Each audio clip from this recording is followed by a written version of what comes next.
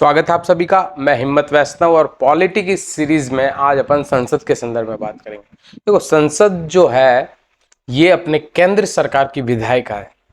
अपन को पता है कि सरकार के 3 अंग होते हैं, विधायिका, दूसरा कार्यपालिका और तीसरा न्यायपालिका। जहाँ विधायिका विधि बनाने का कार्य करती है, कार्यपालिका उस विधि का एग्जीक्यूशन करती है अर्थात क्रियान्वयन करती है, और न्यायपालिका न्याय का कार्य करती है। तो केंद्र सरकार की जो विधायिका है वो है संसद। ठीक है, अर्थात ये संपूर्ण भारत के संदर्भ में कानून बनाने का कार्य करती है। वैसे संसद के 2 सदन होते हैं, लोकसभा और दूसरा राज्यसभा, और एक इसका अभिन्न अंग होता है राष्ट्रपति। ठीक है, देखो इस वर्ड से अपन को कुछ इंडिकेशन होता है कि लोकसभा अर्थात लोगों की सभा और राज्यसभा अर्थात राज्य की सभा। इसका मीन ये हुआ कि लोकसभा में लोगों के प्रतिनिधि बैठते हैं, अर्थात यहाँ पे लोगों का प्रतिनिधित्व होता है इस लोकसभा के अंदर, और राज्यसभा में राज्यों के प्रतिनिधि बैठते हैं। ठीक है, अब देखो ये जो लोकसभा है इसमें ये लोगों के प्रतिनिधि है जो कैसे चुने जाएंगे, अर्थात ये इलेक्शन के द्वारा, चुनाव के द्वारा चुने जाते हैं ये प्रतिनिधि लोगों के द्वारा। इस चुनाव को कराने के लिए अपन संपूर्ण भारत को क्या करते हैं कि लोकसभा क्षेत्र में डिवाइड करते हैं, और प्रत्येक लोकसभा क्षेत्र से वहां की जनता के द्वारा अपना एक प्रतिनिधि चुना जाता है, जिसको अपन सांसद या एमपी कहते हैं, अर्थात मेंबर ऑफ पार्लियामेंट। ये सारे सांसद अर्थात प्रत्येक जो लोकसभा क्षेत्र है, प्रत्येक लोकसभा क्षेत्र से एक एक सांसद चुना जाता है लोगों के द्वारा। ऐसे करके जो टोटल सांसदों की संख्या है वर्तमान में 543। ठीक है, ये 543 सांसद आके यहाँ पे लोकसभा में बैठते हैं। ठीक है, और यहाँ पर लोगों का, जिन जिन क्षेत्रों से चुन के आए हैं सांसद, उस क्षेत्र के लोगों का प्रतिनिधित्व करते हैं इस लोकसभा में बैठकर, और इसी लोकसभा में वो अपना एक नेता चुनते हैं जिसको अपन प्रधानमंत्री कहते हैं। सेकंड, राज्यसभा, अर्थात यहाँ पे राज्यों के प्रतिनिधि आते हैं, और इन राज्य के प्रतिनिधियों को चुनता कौन है, तो राज्य विधानसभा के जो सदस्य हैं, स्टेट के अंदर अपनी एक विधायिका होती है जिसको राज्य विधानसभा कहते हैं। उस राज्य विधानसभा के जो सदस्य होते हैं, ठीक है, उस राज्य विधानसभा के सदस्य अर्थात विधायक जो होते हैं, वो अपने स्टेट से किन लोगों को राज्यसभा में भेजना है उनको चुनते हैं, और उन लोगों को राज्यसभा में भेजा जाता है उस राज्य का प्रतिनिधित्व करने के लिए। देखो ये सदस्य कितने होंगे, प्रत्येक स्टेट के लिए अपने जो भारत में अलग अलग है कि जनसंख्या के हिसाब से प्रत्येक स्टेट से अलग अलग संख्या में लोगों को राज्यसभा में भेजा जाता है। इसका उल्लेख अनुसूची 4 में कर रखा है। देखो अब लोकसभा में जो सदस्य हैं, अधिकतम सदस्य कितने हैं, तो 550 है। ठीक है, उसमें से जो 530 होते हैं वो राज्य से चुनकर आते हैं, और 20 यूनियन टेरिटरी से।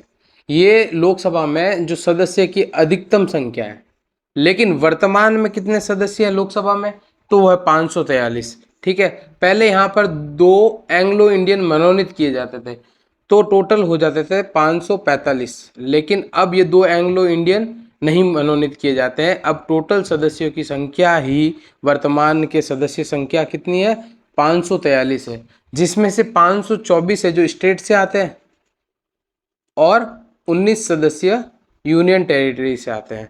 ठीक है, और जो इसकी अवधि होती है लोकसभा की, वो सामान्य चुनाव के पश्चात 5 साल होती है, लेकिन ये फिक्स नहीं है कि 5 साल हो। जब कभी भी जिस सत्ता की सरकार है, जिस पार्टी की सरकार है, उस पार्टी का बहुमत अगर सदन में नहीं रहे, लोकसभा में बहुमत नहीं रहता, तब भी उसको त्यागपत्र देना पड़ता है। ठीक है, तो ये सामान्यतः 5 वर्ष होती है, लेकिन इससे पहले भी त्यागपत्र देना पड़ सकता है सरकार को। ठीक है, तो लोकसभा सामान्यतः 5 साल के लिए होती है। दूसरा, अपन अगर राज्यसभा की बात करूं तो राज्यसभा में अधिकतम जो सदस्य हैं वो 250 हो सकते हैं, 250 सदस्य हो सकते हैं अधिकतम। लेकिन अभी जो वर्तमान में जो सदस्य संख्या है राज्यसभा की वो है 245। कितनी है? 245। अब देखो अधिकतम में मैंने कहा था कि 250 हो सकती है, तो 250 में जो 12 होते हैं ना, जो मनोनीत किए जाते हैं, 250 में से 12 मनोनीत है जो सदस्य, उनके लिए सीटें रखी गई है 12। और जो 238 है वो स्टेट और यूनियन टेरिटरी से आते हैं। ठीक है, स्टेट और यूनियन टेरिटरी से 238 सदस्य आएंगे। लेकिन अभी जो वर्तमान के अंदर जो राज्यसभा की सदस्य संख्या है, या फिर राज्यसभा में जो टोटल सांसद है वो कितने हैं? 245 है, जिसमें से 12 है जो मनोनीत है, 8 है जो यूनियन टेरिटरी से है, और 225 है जो स्टेट से है। ठीक है, और जो राज्यसभा है ये एक तरह का स्थायी सदन है, अर्थात ये कभी भी विघटित नहीं होता है। देखो लेकिन इसमें यह है कि जो 1/3 सदस्य इसके, ठीक है, 1/3 सदस्य प्रत्येक 2 वर्ष में क्या होता है? रिटायर्ड होते हैं, और 1/3 सदस्य प्रत्येक वर्ष नए आते हैं। तो इस तरह इसके एक सदस्य की जो कार्यकाल की अवधि है वो हो जाती है 6 वर्ष। ठीक है, अब देखो मैंने बोला था कि संसद के 2 सदन होते हैं, पहला लोकसभा, दूसरा राज्यसभा। ठीक है, लेकिन इसका एक अभिन्न अंग होता है जो है राष्ट्रपति। ठीक है, प्रेसिडेंट है जो क्या है? इसका अभिन्न अंग है। ये इसका अभिन्न अंग क्यों है? क्योंकि जो कानून बनता है, कोई भी कानून बनेगा, संसद विधायिका है तो ये कानून बनाने का काम करती है, तो लोकसभा से पास हो गया, फिर राज्यसभा से पास हो गया, अंतिम रूप से जो मुहर लगाएगा वो राष्ट्रपति लगाएगा किसी भी कानून पर। ठीक है, सेकेंड चीज कि ये जो सदन है इसको आउट करने का, अर्थात सत्र बुलाने का, संसद के सत्र बुलाने का, संसद के जो है सत्र चल रहे हैं उसका अवसान करना, अर्थात सत्र को खत्म करने का, लोकसभा को भंग करने का। जब कभी भी बहुमत नहीं रहता है सरकार के पास तो लोकसभा विघटित कर सकता है, ये राष्ट्रपति विघटित करने के लिए सलाह देता है, ये अध्यादेश ला सकता है ये। तो इतने इसके पास इस विधायिका के संबंध में राइट है, तो इसलिए इसको राष्ट्रपति को जो है संसद का एक अभिन्न अंग कहा जाता है। देखो लोकसभा के अंदर जो सदस्य होते हैं, लोकसभा के जो सदस्य होते हैं अर्थात वो जनता का प्रतिनिधित्व करते हैं, वो जनता के प्रतिनिधि जनता के द्वारा प्रत्यक्ष निर्वाचन के द्वारा निर्वाचित किए जाते हैं। तो देखो ये प्रत्यक्ष निर्वाचन के लिए अपन ने क्या करा कि पूरे भारत को प्रादेशिक निर्वाचन क्षेत्र अर्थात लोकसभा क्षेत्र में अपन ने बांटा था। अपन ने पहले देखा एक डायग्राम में।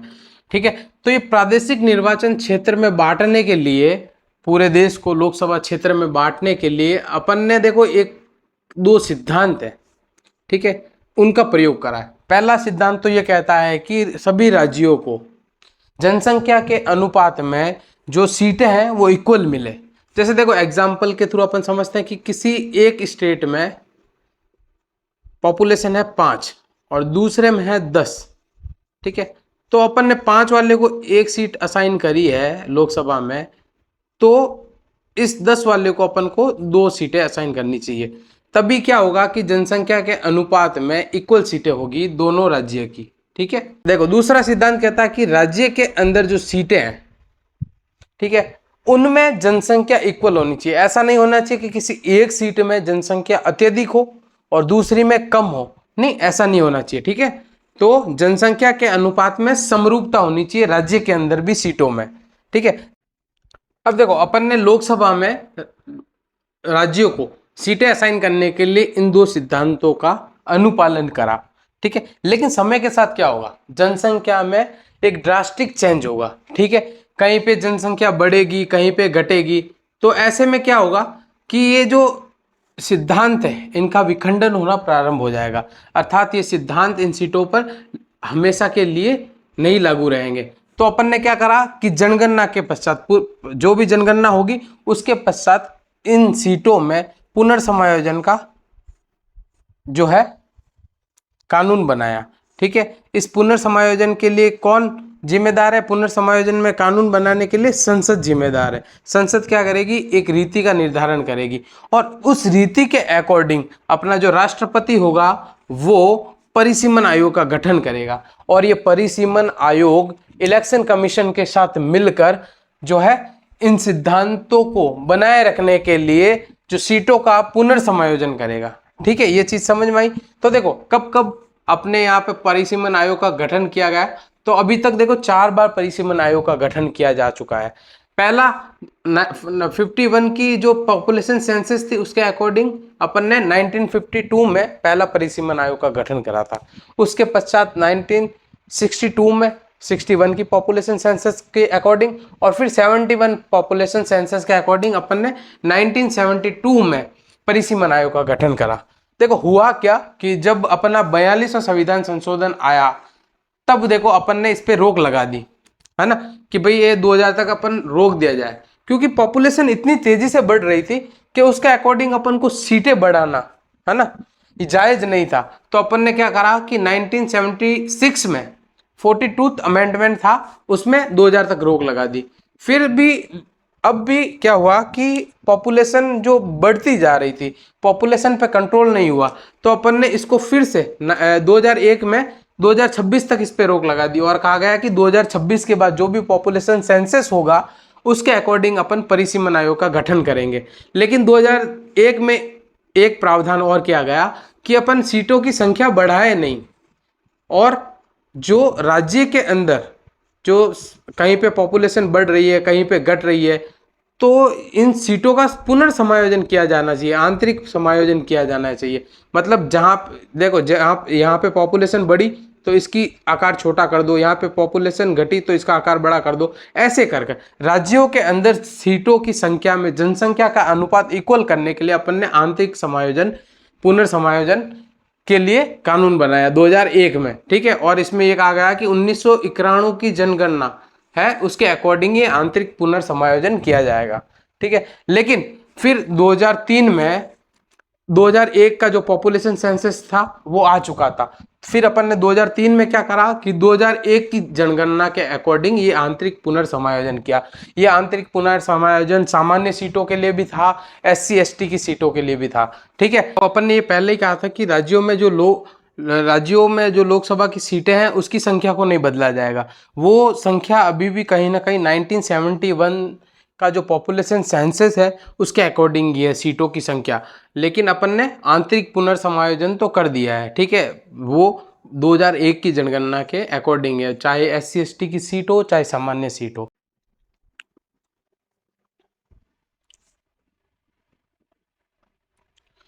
देखो अगर कोई व्यक्ति संसद का सदस्य बनना चाहता है तो इसकी यह अर्थ है, अर्थात ये योग्यता उस व्यक्ति में होनी चाहिए, तभी वो संसद के लिए, चाहे लोकसभा हो राज्यसभा हो, उसके लिए चुनाव लड़ सकता है। सबसे पहली अर्थ है कि वो नागरिक होना चाहिए, सिटीजन होना चाहिए, ठीक है। देखो ये अपने भारत में जो सिटीजनशिप है ये बाय बॉर्न नहीं है, जबकि अमेरिका जैसे देशों में ये बाय बॉर्न है, अर्थात वहाँ जन्मा हुआ और नागरिक व्यक्ति ही वहाँ इलेक्शन में पार्टिसिपेट कर सकता है। लेकिन भारत में ऐसा नहीं है, कोई विदेशी है फिर उसने नागरिकता ले ली है भारत की, सिर्फ नागरिक होना जरूरी है, ठीक है। तो बाय बॉर्न यहाँ पे सिटीजनशिप नहीं है, भारत का कोई भी नागरिक है तो वो संसद के लिए चुनाव लड़ सकता है। दूसरा, इलेक्शन कमीशन द्वारा अधिकृत व्यक्ति के समक्ष उसको शपथ लेना आवश्यक है। देखो ये अभ्यर्थी है, अर्थात अभी ये संसद के सदस्य बने नहीं है, संसद के सदस्य बनने के लिए ये उम्मीदवार के रूप में चुनाव लड़कर फिर ये सदस्य बनेंगे। तो ये उम्मीदवार होते हैं जो इलेक्शन कमीशन के समक्ष शपथ लेते हैं, वहीं सदस्य बनने के बाद ये इलेक्शन जीत जाते हैं, लोकसभा में चले जाते हैं, तो सदस्य बनने के बाद वो राष्ट्रपति या राष्ट्रपति के द्वारा अधिकृत किसी व्यक्ति के समक्ष शपथ लेते हैं। और तीसरी होती है मंत्रियों की शपथ। मंत्रियों की शपथ गोपनीयता की शपथ होती है, तो वो हमेशा प्रेसिडेंट के सामने ही ली जाएगी, ठीक है। तो ये अभी अभ्यर्थियों की शपथ है, अभ्यर्थी है जो इलेक्शन कमीशन के द्वारा अधिकृत व्यक्ति के समक्ष ही शपथ लेते हैं। तीसरा कि देखो एज फैक्टर है, एज राज्यसभा के लिए उसकी एज 30 ईयर होनी चाहिए, 30 साल से ज्यादा होनी चाहिए, और लोकसभा के लिए 25 साल। देखो राज्यसभा के लिए ये एज ज्यादा इसलिए है क्योंकि इसको वरिष्ठों का सदन कहते हैं, जबकि ये लोअर हाउस है, इसमें एज है 25 होती है, ठीक है। देखो अब ये योग्यता संविधान में लिखी गई है, ठीक। अब आगे की जो अर्हता है वो संसद पे छोड़ दिया कि आप आगे की अर्हता या योग्यता सदस्य के लिए डिसाइड करो। तब संसद ने रिप्रेजेंटेशन ऑफ पीपुल एक्ट 1951 बनाया। इस एक्ट के तहत दो अर्हताएं लिखी गई है। पहली कि पंजीकृत मतदाता होना चाहिए, अर्थात कोई व्यक्ति किसी क्षेत्र से इलेक्शन लड़ता है तो उस क्षेत्र के अंदर वो व्यक्ति एक पंजीकृत मतदाता के रूप में होना चाहिए, तभी उस क्षेत्र से वो इलेक्शन लड़ सकता है। पहले ये अर्हता लोकसभा और राज्यसभा दोनों के लिए थी, लेकिन 2003 के बाद ये कंपल्सन है जो राज्यसभा के लिए हटा दिया गया है। अर्थात राज्यसभा में अगर कोई व्यक्ति किसी क्षेत्र का सदस्य नहीं है तब भी उस क्षेत्र से राज्यसभा का इलेक्शन लड़ सकता है, ध्यान रखना। और दूसरा कि कोई व्यक्ति अगर किसी क्षेत्र की आरक्षित सीट पर चुनाव लड़ता है, SC ST या अदर कोई भी आरक्षित सीट है उससे चुनाव लड़ता है, तो वो व्यक्ति उस क्षेत्र से उस पंजीकृत या आरक्षित सीट से रिजर्व होना चाहिए, तभी वो उस आरक्षित सीट पर चुनाव लड़ सकता है। ठीक है, फिर देखो कुछ अपने संविधान में निरर्थताएं भी है, अर्थात ऐसी चीजें जो किसी व्यक्ति में नहीं होनी चाहिए, अगर ये चीजें पाई जाती है तो वो जो लोकसभा या राज्यसभा अर्थात संसद के चुनाव के लिए या फिर सदस्य बनने के लिए अयोग्य होगा। ठीक है, सबसे पहला कि वो लाभ के पद पर नहीं होना चाहिए, लाभ का पद सेंट्रल गवर्नमेंट या स्टेट गवर्नमेंट के किसी भी लाभ के पद पर नहीं होना चाहिए वो व्यक्ति, तभी वो चुनाव लड़ सकता है। दूसरा कि वो न्यायालय द्वारा विकृत चित्त अर्थात पागल घोषित नहीं हो, विकृत चित्त मानसिक रूप से पीड़ित घोषित नहीं हो। तीसरा कि वो भाई दिवालिया घोषित नहीं हो, बैंक करप्ट नहीं हो। ठीक है, चौथी उसकी निरर्थता है कि नागरिकता त्याग कर दी है किसी व्यक्ति ने तो वो लोकसभा या राज्यसभा का चुनाव नहीं लड़ सकता। आगे की जो निरर्थता है फर्दर संसद पे डाल दी गई कि आप डिसाइड करो, तो संसद ने रिप्रेजेंटेशन ऑफ पीपल एक्ट 1951 बनाया और उसके तहत कुछ जो निरर्थता है ये रिप्रेजेंटेशन ऑफ पीपल एक्ट में लिखी गई है। ठीक है, रिप्रेजेंटेशन ऑफ पीपल एक्ट में ये निरर्थता लिखी गई है कि भाई वो कोई व्यक्ति भ्रष्ट आचरण किया हुआ नहीं होना चाहिए, 2 या 2 से अधिक वर्ष उसको कैद नहीं हुई होनी चाहिए। अभी ये राहुल गांधी पे लगा था, राहुल गांधी पर कोई मुद्दा उठा था, ठीक है, मोदी कास्ट को बदनाम करने पे, तो उसको 2 वर्ष से अधिक कैद की जानी थी, लेकिन उसको फिर कैंसिल कर दिया गया। अगर राहुल गांधी पे ऐसा हो जाता तो राहुल गांधी इलेक्शन नहीं लड़ पाते। फिर तीसरा है कि चुनावी खर्च का ब्यौरा नहीं दिया हो, ऐसा कोई आप पे आरोप लगाओ, किसी भ्रष्टाचार का आरोप लगा हुआ हो तो आप इलेक्शन नहीं लड़ सकते। विभिन्न समूहों में शत्रुता बढ़ाई हो आपने तब आप इलेक्शन नहीं लड़ सकते।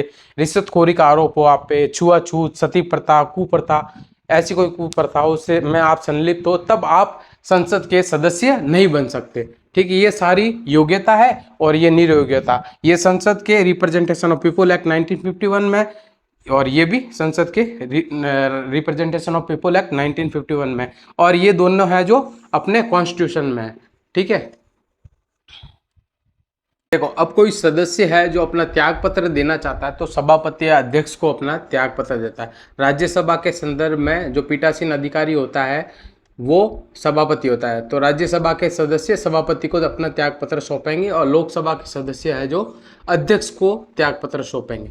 ठीक है, हालांकि अध्यक्ष सभापति उस त्याग पत्र को एक्सेप्ट नहीं करते जब उनको लगे ऐसा कि भाई ये जो त्याग पत्र दिया जा रहा है वो स्वेच्छा से नहीं दिया जा रहा, उन पे किसी का दबाव है और दबाव के तहत ये त्याग पत्र दे रहे हैं, तो राज्यसभा में सभापति या फिर लोकसभा में अध्यक्ष उस त्याग पत्र को एक्सेप्ट करने से भी मना कर सकते हैं। ठीक है, अब देखो अनुपस्थिति, जब जो बिना परमिशन से 60 दिन तक किसी भी सदस्य की अनुपस्थिति रहती है 60 दिन से ज़्यादा, तो उसकी जो सदस्यता होती है, ठीक है, उसको निरस्त कर दिया जाता है अध्यक्ष के द्वारा या सभापति के द्वारा। ठीक है, तो ये देखो इसमें 60 दिनों में वो छुट्टियां शामिल नहीं होगी या फिर वो स्थगन या सत्रवसान शामिल नहीं होगा जो 4 दिन से अधिक का है। 4 दिन से कम का कोई छुट्टी है, सत्रवसान या स्थगन है, तो वो 60 दिन के अंदर शामिल होगा। 4 दिन से अधिक की कोई स्थगन या सत्रवसान है तो वो उन 60 दिन में शामिल नहीं होगा। ठीक है, ये समझ में आया। फिर अदर, इसके अलावा कौन कौन सी ऐसी कंडीशन है जब इसकी त्याग पत्र दिया जाता है, सदस्य की सदस्यता समाप्त कर दी जाती है। ठीक है, देखो ये कोई चुनाव है जिसको न्यायालय ने अमान्य घोषित कर दिया, तब उस सदस्य के जो सदस्यता है वो खत्म हो जाएगी। ठीक है, या फिर उसको सदस्यता त्यागनी पड़ेगी, सदन द्वारा निष्कासित कर दिया जाता है उसको। ठीक है, फिर राष्ट्रपति या उपराष्ट्रपति चयनित हो जाता है वो व्यक्ति, तो उसको लोकसभा या राज्यसभा की सदस्यता छोड़नी पड़ेगी, या फिर राज्यपाल बन जाता है क्योंकि इसमें देखो अपन ने देखा था कि जो राष्ट्रपति या उपराष्ट्रपति बनता है व्यक्ति, वो किसी भी सदन का सदस्य नहीं होना चाहिए, सदन का सदस्य नहीं होना चाहिए। राज्यपाल के लिए भी ऐसा ही है कि वो सदन का सदस्य, किसी भी सदन का सदस्य नहीं होना चाहिए। लोकसभा, राज्यसभा या राज्य की जो विधानसभा है उसका सदस्य नहीं होना चाहिए। तो अगर इन राष्ट्रपति, उपराष्ट्रपति या राज्यपाल बन जाता है कोई सदस्य, तो वो सदस्यता त्यागेगा लोकसभा या राज्यसभा की। फिर जो सदस्य है वो शपथ लेते हैं। मैंने अभी पहले बताया था कि वो राष्ट्रपति के सामने लेंगे या तो शपथ, या फिर राष्ट्रपति के द्वारा किसी व्यक्ति को नियुक्त किया गया है उनको शपथ दिलाने के लिए, तो उस व्यक्ति के सामने ये सभी शपथ लेंगे। अगर मंत्री की शपथ है तो मंत्री की शपथ तो राष्ट्रपति स्वयं दिलाएंगे, क्योंकि वो गोपनीयता की शपथ लेते हैं। फिर देखो, कोई व्यक्ति है, ठीक है, कोई सदस्य है लोकसभा या राज्यसभा का, जिसने शपथ नहीं ली है अभी तक, और वो बैठक में हिस्सा नहीं ले सकता। ठीक है, अगर उसने शपथ नहीं ली है तो वो बैठक में हिस्सा नहीं लेगा, वो मत नहीं दे सकता, वो जो सदन के विशेषाधिकार है, उन्मुक्त है, उसका हकदार नहीं होगा। ठीक है, फिर देखो, अगर ऐसी कंडीशन है, 3 कंडीशन है जिसमें कोई सदस्य बैठता है तो उस पर 500 रुपये प्रत्येक बैठक का जुर्माना लगाया जाएगा। वो 3 कौन कौन सी कंडीशन है कि पहला, कि उसने शपथ ही नहीं ली और वो बैठ रहा है बैठक में, तो उस पर 500 रुपये का जुर्माना लगेगा। दूसरी चीज कि वो, उसको पता है कि मैं योग्य नहीं हूँ पर्टिकुलर किसी बैठक में बैठने के लिए, ठीक है, मेरे पास वो योग्यता नहीं है, अर्हता नहीं है उस सदस्यता की, ठीक है, तब उस पर 500 रुपये का जुर्माना लगेगा। फिर तीसरा कि संसदीय विधि के तहत कोई अयोग्य है व्यक्ति और वो बैठक में भाग ले रहा है, तो उस पर 500 रुपये का जुर्माना लगेगा।